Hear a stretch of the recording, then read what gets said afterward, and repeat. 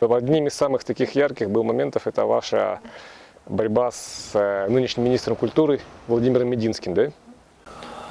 Да, но при этом кейс Владимира Мединского, он был несколько отличен от всех остальных 9000 кейсов, которые есть в базе данных Диссернета. Дело в том, что претензии к Мединскому были выдвинуты как раз экспертным сообществом историков и филологов, которые прочитали его диссертацию, нашли там фантастическую лажу и ахинею. И, конечно же, то, как Мединского спасли, явилось колоссальным позором и репутационной катастрофой для высшей аттестационной комиссии, которая ведает в нашей стране всеми диссертациями. А так, конечно, Денис прав. Мы занимаемся фальшивыми диссертациями, то есть теми диссертациями, которые были украдены, когда люди выдают чужой текст за свой. И здесь, конечно, нужно сделать важную поправку.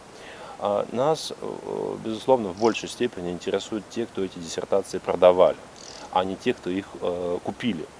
Потому что это позволяет видеть масштабы той системной коррупции, которой пронизано наше университетское сообщество, пронизанные российские научные учреждения, те, которые занимаются в первую очередь социально-гуманитарными дисциплинами, то есть экономикой, правом, педагогикой. Вот это у нас самые токсичные, самые коррупциогенные дисциплины.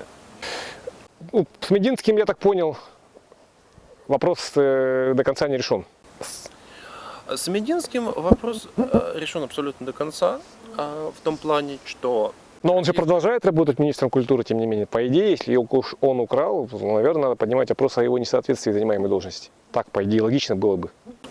Вот послушай, с Мединским вопрос решен окончательно в том плане, что высшая экспертная инстанция в области экономики, которая есть в России, а именно экспертный совет по истории, конечно, по истории, экспертный совет по экономическим наукам, высказался совершенно однозначно, что это не диссертация, что его нужно лишать степени. Более того, даже те члены совета, которые воздержались при голосовании, такие как, например, Павел Юрьевич Уваров, объяснили впоследствии публично в своих статьях и публикациях, что они, безусловно, считают произведение Мединского не произведением науки, а фуфлом, но при этом проголосовали против лишения степени, исходя из общих представлений о благом и прекрасном, общих представлений о природе ученых степеней. То есть высший экспертный орган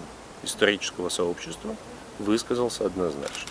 Это не наука, это лажа. Что же касается того, как проголосовал президиум ВАК, то надо понимать, что президиум ВАК состоит из администраторов, которые материально зависимы от правительства Российской Федерации. Ожидать от них независимого экспертного суждения все равно, что ожидать, что вы сами себя оштрафуете за превышение скорости на дороге. Все равно, что вы сами себя оштрафуете за переход дороги на красный свет. У всех этих лиц имелся огромный конфликт интересов. И многие из этих лиц сами торговали фальшивыми диссертациями. Подробнее смотрите на Диссернете. Что же касается того, почему Мединский до сих пор сидит на министерском стуле, это вопрос к тем, кто считает себя сознательными гражданами, к тем, кто хочет заниматься какой-то активистской работой. Диссернет сделал для вас все.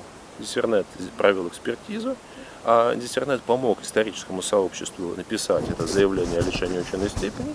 Поэтому то, что вы, дорогие граждане, не стояли в пикетах денно и ночно перед Министерством культуры с требованием жулика, вора и неуча Мединского в отставку, это ваша беда, это не проблема Диссернета. Мы поддержали бы такое действие, обеспечив вас всеми экспертными материалами, да, показав, где и что читать, да, показав, почему и как действительно эта диссертация безумная, но гражданское общество у нас такое, как есть.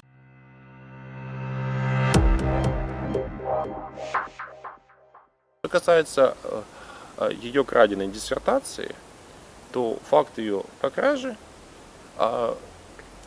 установлен нами, установлен вне предела всякого сомнения и может быть проверен любым человеком, кто знает буквы кириллицы.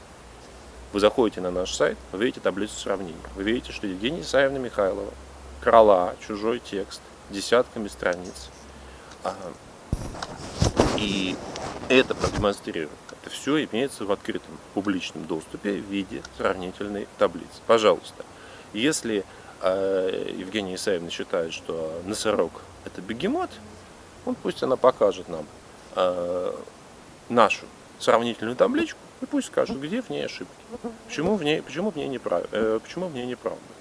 Вот. Она этого не сделала. Она предпочла махать руками, дрыгать ногами, кричать, что это там, заказ, обвинять разных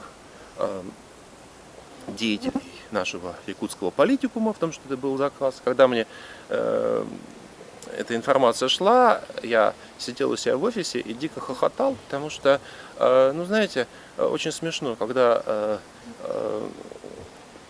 в том, что сделал ты, и сделал это абсолютно безо всяких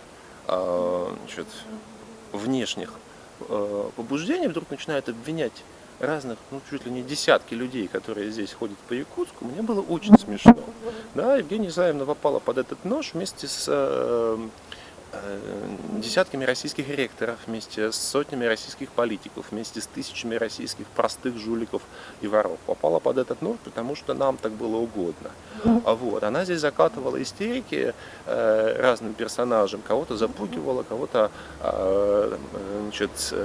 пыталась умолять, да, на кого-то кричала, на кого-то топала ногами.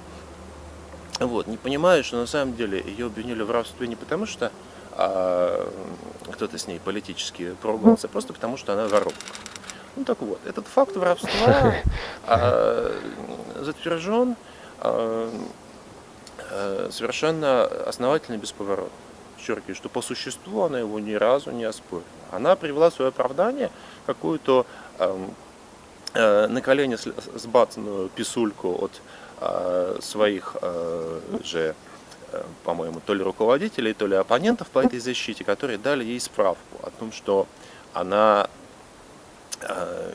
не жулик и вор. Ну, с тем же успехом я могу тебе, Денис, выдать справку, что ты рептилоид, да? Вот, или марсианин.